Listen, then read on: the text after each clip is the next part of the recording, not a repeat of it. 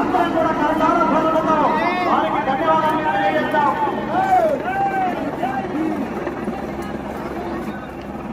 వచ్చింది హెలిప్యాడ్.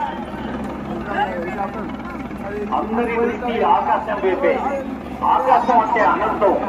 మన జీవితంలో మన గోల్స్, మన గమ్యాలు, మన టార్గెట్ కూడా అనంతంగా పెట్టుకోవాలి.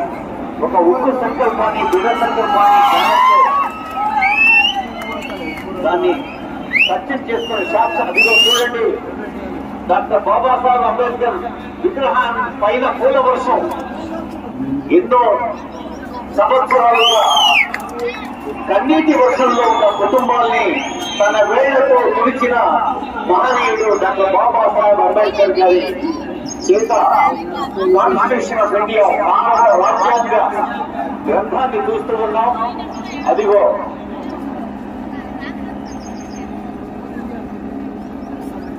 అక్కడ పూల వర్షం, ఇక్కడ తప్పట్ల వర్షం.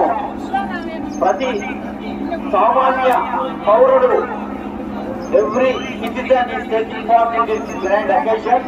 ఇక్కడ సభలో ఉన్నవారే కాకుండా మరి వివిధ ప్రసార మాధ్యమాల ద్వారా చూస్తున్న వాళ్ళు తెలంగాణ రాష్ట్ర వ్యాప్తంగా ఇతర రాష్ట్రాలు, దేశంలో అంతర్జాతీయంగా ఉన్న అందరూ ఈ పండుగలో పాల్గొంటున్న ఆనందాన్ని మొత్తం చేసుకుంటున్నారు. ఈ పూలమాల మధ్య మన గుండె తడిని ఒక ఆత్మీయపు నడివాడగా మార్చి డాక్టర్ బిఆర్ అంబేద్కర్ గారి విగ్రహావిష్కరణలోని తర్వాతి ఘట్టం గౌరవనీయులైన ముఖ్యమంత్రి వర్యులు, గౌరవ అతిథి, షెడ్యూల్డ్ కులాల సంక్షేమం కోసం కృషి చేస్తున్న మంత్రివర్యులు కోకుల ఈశ్వర్ గారు, మరి విషయ పరిజ్ఞానం, కష్టపడే తత్వం, నియమబద్ధంగా, నీతిబద్ధంగా, క్రమశిక్షణతో జీవితాన్ని నడిపించినప్పుడు మాత్రమే అవరోధాన్ని అధిగమించడం సంకల్పం చూసి సాధ్యమవుతుంది.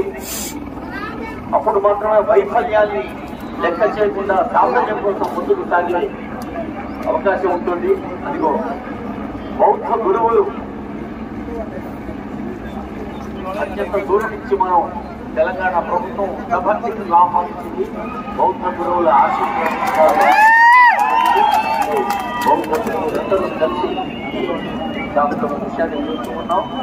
హెలికాప్టర్ ద్వారా మరో రౌండ్ పూల వర్షాన్ని కురిపిస్తున్నది మన చప్పట్లతో.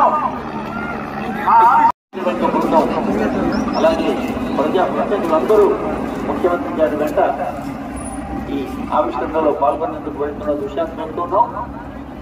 మరి ఇంకా చాలా మంది ప్రజాప్రతినిధులు, పెద్దలు ఈ వేదిక సమీపంలో ఉండే కార్యక్రమంలో భాగస్వాములు ఉంటున్నారు.